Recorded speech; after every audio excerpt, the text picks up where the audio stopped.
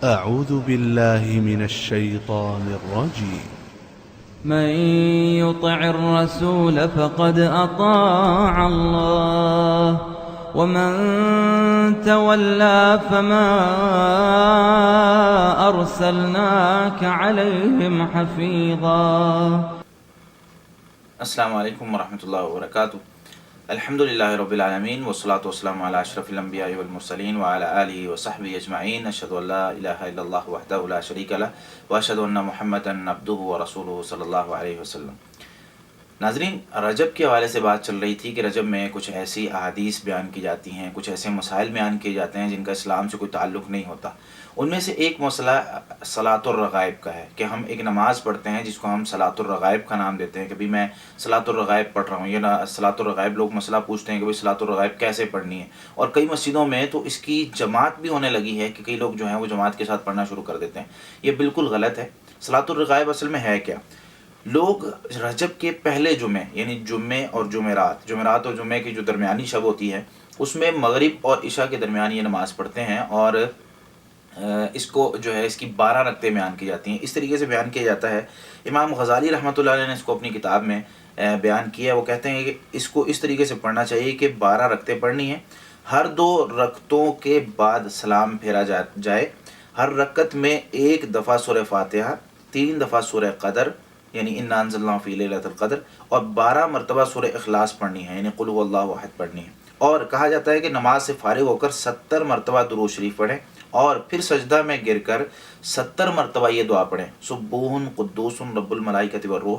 پھر سجدہ سے سر اٹھا کر 70 مرتبہ رب اغفر وارحم وتجاوز عما تعلم انک انت الاعز الاکرم یہ دعا پڑھنی ہے، اور پھر دوسرے سجدے میں بھی پہلے کی طرح ہی کرنا ہے. یہ روایت جو ہے انہوں نے اپنی کتاب میں بیان کی. اور بھی اس طریقے سے صلاۃ الرغائب کے حوالے سے کئی موضوع اور من گھڑت روایات بیان کی جاتی ہیں. صلاۃ الرغائب کے حوالے سے علماء کرام نے اس سے منع کیا ہے. ہر دور کے اندر علماء کرام نے، جب سے یہ ایجاد ہوئی ہے تب سے علماء کرام نے اس سے منع کیا ہے. تو میں ابھی آپ کو علماء کرام کے کچھ اقوال جو ہے وہ سنانے لگا ہوں کہ یہ ایجاد کب ہوئی اور کس طریقے سے علماء کرام نے اس سے منع کیا ہر دور کے اندر، کیا ہمیں یہ پڑھنی چاہیے یا نہیں. تو آئیے علماء کرام کے اقوال سنتے ہیں. علامہ عراقی رحمۃ اللہ علیہ نے احیاء علوم الدین جو کہ امام غزالی رحمۃ اللہ علیہ کتاب ہے اس کی تخریج کرتے ہوئے یہ بات ذکر کی ہے کہ مذکورہ نماز والی حدیث کو موضوع اور من گھڑت قرار دیا انہوں نے، امام عراقی رحمۃ اللہ علیہ نے. اسی طریقے سے ابن تیمیہ رحمۃ اللہ علیہ نے یہ بات ارشاد فرمائی. یعنی شیخ الاسلام ابن تیمیہ رحمۃ اللہ علیہ اس نماز کے بارے میں فرماتے ہیں کہ نبی اکرم صلی اللہ علیہ وسلم، صحابہ کرام، تابعین، ائمہ دین اور علماء سلف رحمہم اللہ میں سے کسی سے بھی اس نماز کا ثبوت نہیں ملتا، اور نہ خاص ماہ رجب کی پہلی جمعرات و جمعہ کے درمیانی شب کی فضیلت کسی حدیث صحیح میں وارد ہوئی ہے.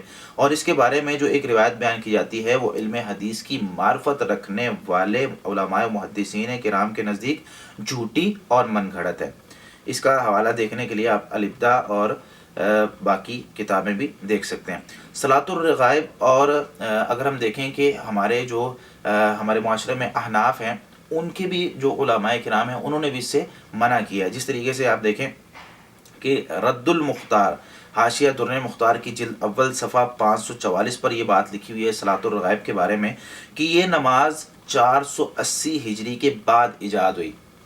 تو خلاصتاً یہاں پہ یہ تو ہمیں پتہ چل گیا نا کہ 480 ہجری کے بعد ایک نماز ایجاد ہوئی ہے، اس کا نبی کریم صلی اللہ علیہ وسلم سے کوئی تعلق نہیں ہے.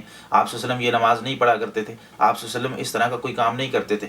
اچھا، تو آگے لکھا ہوا ہے اور علماء نے اس کے انکار و مذمت اور اسے ادا کرنے والوں کے احمق پن پر کئی کتابیں لکھی ہیں، اور کثیر شہروں میں اسے ادا کرنے والوں کی کثرت سے دھوکہ نہ کھایا جائے.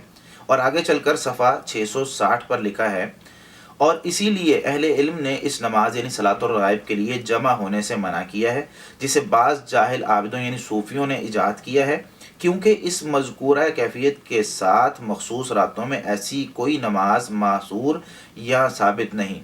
اگرچہ بذات ہی نماز تو اچھا عمل ہے، یعنی نماز تو کبھی بھی پڑھی جا سکتی ہے نا، کوئی شخص اگر نفل پڑھنا چاہتا ہے تو پڑھ سکتا ہے، لیکن اس طریقے سے نسبت کرنا نبی کریم صلی اللہ علیہ وسلم صلاۃ الرغائب پڑھتے تھے یا آپ صلی اللہ علیہ وسلم نے یہ کام کیا ہے تو وہ غلط ہے.